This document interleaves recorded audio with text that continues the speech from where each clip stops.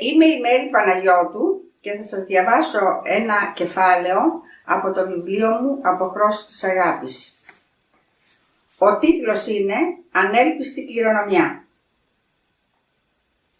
Λίγες ημέρες αργότερα με επισκέφθηκε ο Φιλίπ Μπασλέ να με συλληπιθεί και να μου μιλήσει σχετικά με το έργο του Αλέν.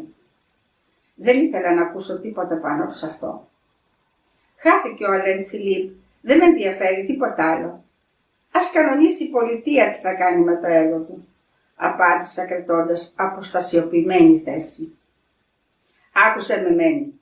Συζήτησα και έχω μια επιστολή δίκην διαθήκες από τα χέρια του και μια σειρά πίνακες που ανήκουν σε σένα. Για αυτούς πρέπει να μιλήσουμε και να συναποφασίσουμε. Δεν γίνεται αλλιώς, επανέλαβε κάνοντας μια κοφτή κίνηση με την παλάμη. Εγώ δεν μπορώ να κάνω κάτι τέτοιο. Δεν είχα ποτέ σκεφτεί πως θα μπορούσα να είμαι κληρονόμος του. Απάντησα και σήκωσα αρνητικά το χέρι. Μπορείς να βρεις στη δουλειά του αρκετά πράγματα για να του έχεις ένα κάποιο σεβασμό και να δεχτείς τις αποφάσεις του. Η αξία της δουλειάς του είναι ανεξάρτητη από τα συναισθήματα. Μην το ξεχνάς αυτό. Στα αλήθεια πρέπει να το κάνεις και σύμφωνα με τον νόμο μάλιστα, είπε και με κοίταξε με ύφος που δήλωνε πως δεν γινόταν αλλιώς. Εντάξει, θα περάσω σε μια εβδομάδα να δω τους πίνακες και βλέπουμε, απάντησα. Και κράτησα το λόγο μου. Πηγαίνοντας την επόμενη εβδομάδα στην γκαλερί, η αγωνία μου μεγάλωνε σταθερά όσο ζήγωνα. Μου φαινόταν πολύ δύσκολο να πιστέψω πώς πίστηκα να δεχθώ τα δώρα του αγαπημένου Αλέν. Η φρίκη που είχα νιώσει, η άφατη πίκρα, η ανέλπιστη λύπη για το θάνατό του, όλα τα συναισθήματα που με είχαν τσακίσει την ημέρα εκείνη, με κατέκλυζαν και πάλι όσο πλησίαζα. Ένιωθα παγωμένη ως τη σπονδυλική στήλη, σαν να τον ο κάτι σπόνδυλος και από ένα πονεμένο δόντι. Μια σχεδόν ανυπόφορη ενόχληση με πλημμύριζε, μια ενόχληση που μου τέντωνε τα νεύρα. Ο Φιλίπ διάβαζε την επιστολή διαθήκη, για την οποία με διαβεβαίωσε πως υπήρξε μάρτυρα στην υπογραφή της, δυνατά και καθαρά, για να κατανοήσω το περιεχόμενο και ανέφερε ξεκάθαρα το όνομά του, ώστε να χρησιμοποιηθεί σαν μάρτυρας στο δικαστήριο. Οι αισθήσεις μου ήταν υπερβολικά ζωντανές. Άκουγα τη φωνή σαν να ήταν εκοφαντικά δυνατή, κάπως αφύσικη, διαπεριστική περισσότερο από το κανονικό. Οι χειρονομίες του φάνταζαν νευρικές, απότομες, ασύνδετες μεταξύ τους. Προσπάθησα με όλη μου τη δύναμη να ξαναβρω την επαφή με την πραγματικότητα, μα τα πάντα είχαν το χαρακτήρα της φρεναπάτης που γινόταν ολοένα και πιο αβάσταχτη. Για λίγα δευτερόλεπτα ξέχασα να αναπνεύσω και έχασα το ρυθμό. Είχα ξεχάσει τις βαθιές ανάσες που έπαιρνα για να εισπνεύσω μέχρι τα κατάβαθα των σπλάχνων το άρωμα του κορμιού του Αλέν μετά τον έρωτα. Ποτέ δεν χόρτανε αρκετά, ποτέ δεν έπαβα να τον αποζητάω. Ένα μύρωμα γεμάτο μυστήριο που προσπαθούσα να συλλάβω και να κρατήσω για φυλαχτό. Ένα μύρωμα που αποτελούσε αυτή την ίδια τη μνήμη της ευτυχίας. Ο Φιλίπ συμπλήρωσε επίσης: «Ό,τι άλλο κι αν έκανε όσο ζούσε ο Αλέν, δεν μπορείς να αρνηθείς πως σε αγάπησε πιο πολύ από όλες τις γυναίκες που πέρασαν από τη ζωή του. Αυτό φαίνεται ξεκάθαρα στην πράξη, δεδομένου ότι οι πίνακες αυτοί εξ αρχής είχαν ζωγραφιστεί για σένα. Η ημερομηνία της επιστολής μας το διαβεβαιώνει. Δουλεύτηκαν με ζήλο και αγάπη μόνο για σένα και δεν μπορείς να τους γυρίσεις την πλάτη», είπε σοβαρός, δείχνοντας με το ύφος του πόσο επικροτούσε την πράξη του.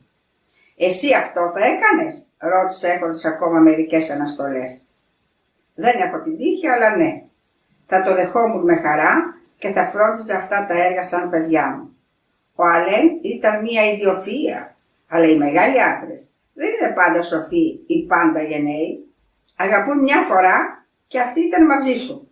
συμπλήρωσε σκύβοντας με θαλπορή πάνω μου και ξεμακραίνοντας μέχρι το παράθυρο για να με αφήσει να ησυχάσω και να σκεφτώ. Όταν συμφώνησα σε όλα, εκείνος ανέλαβε να δώσει τη διαθήκη στο δικηγόρο για να πάρει τη σειρά του στο δικαστήριο και στην εφορία. Όταν περάσαμε στο ατελιέ για να δω τους 5 πίνακες της πρίκας μου, ίσιοσα το κορμί και έκανα 3 βιαστικά και αποφασιστικά βήματα στο εσωτερικό, προτού σταθώ απότομα ακίνητη. Η προηγούμενη συγκίνηση δεν ήταν τίποτα σε σύγκριση με τον κλονισμό που προκαλούσε σ' όλο μου το είναι η θέα αυτών των έργων. Η σύγκρουση με τις πιο σημαντικές ώρες του παρελθόντος με συγκλώνησαν. Έκλεισα τα μάτια και όταν τα ξανάνοιξα κοιτούσα ακόμα το δάπεδο. Στιτή και σφιγμένη σήκωσα το κεφάλι να αντικρίσω τα έργα. Τι ήταν αυτό? Μια φτερωτή συμφωνία του χρώματος. Τεράστιοι μουσαμάδες που έμοιαζαν με πλάσματα ζωντανά.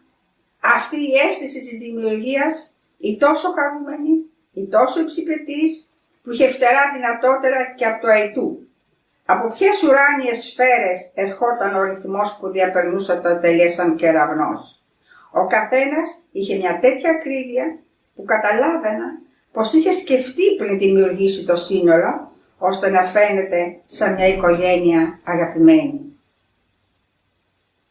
Όσο κοιτούσα, ένιωθα να σαστίζω, να τα χάνω, να μένω άναβη και με το στόμα ανοιχτό μπροστά στις συνθέσεις ετούτες που έμοιαζαν να χορεύουν μέσα στους καμβάδες.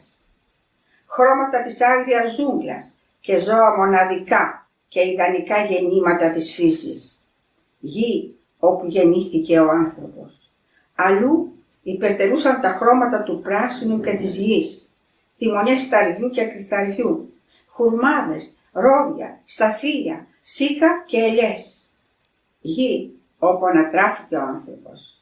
Εχμαλώτησαν το βλέμμα μου το πράσινο και το χρυσαφί, η έντονη αντίθεση των χρωμάτων της φθινοπορεινής ησημερίας, το κόκκινο του κρασιού, το βαθύ κίτρινο της γινωμένης κολοκύθας, το ρουμπινί, το μαβί του αμέθιστου.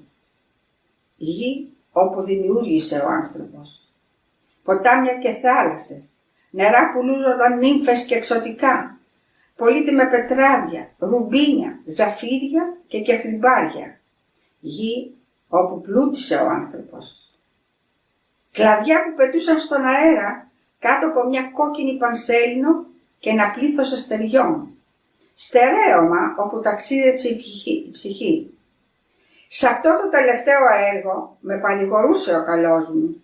Ήθελε να ξέρω πως κατοικεί στην αιμάτινη σχισμή του κόσμου.